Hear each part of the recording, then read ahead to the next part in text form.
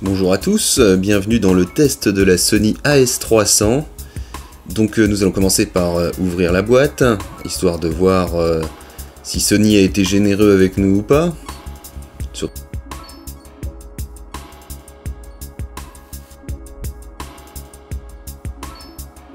Alors, ouverture facile comme d'habitude. En accéléré parce qu'effectivement, voilà. Alors, donc nous avons principalement la caméra dans son caisson.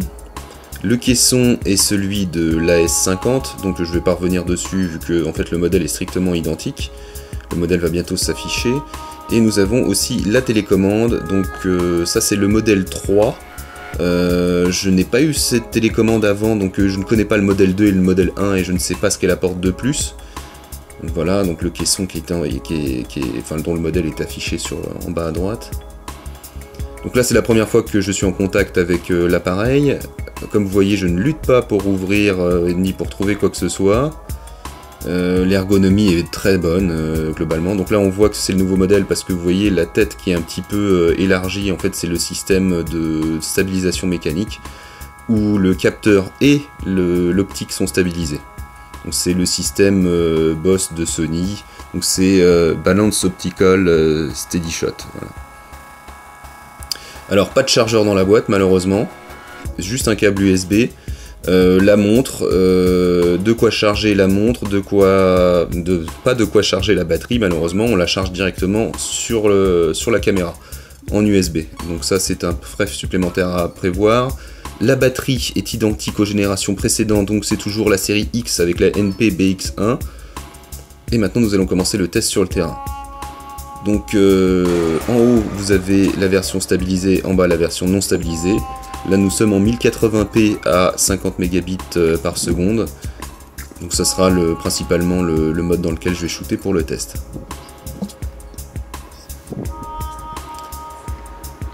Donc on remarque quand même en haut qu'on arrive quasiment à gommer la marche. Donc la stabilisation est quand même très efficace pour une action cam.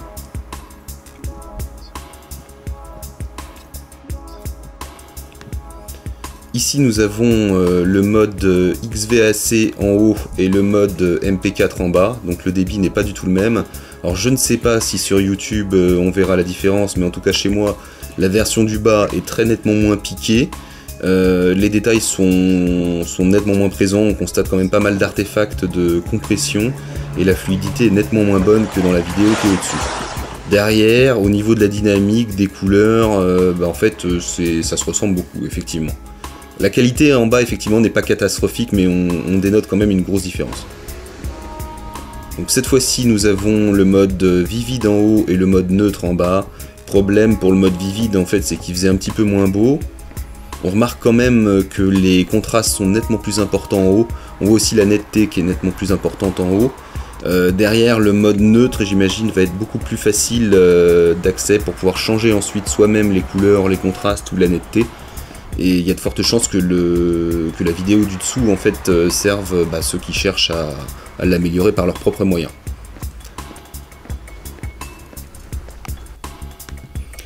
Nous rentrons maintenant dans la partie aquatique du test. Donc quand on teste, il faut savoir se mouiller des fois.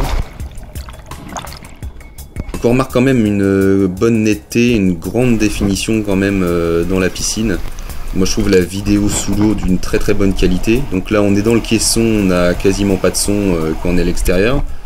Et ici vous avez le mode aquatique en haut et le mode normal en bas. Donc on voit que c'est nettement trop bleu en bas et que c'est bien en haut. Par contre quand on sort de l'eau c'est l'inverse, c'est trop rouge en haut.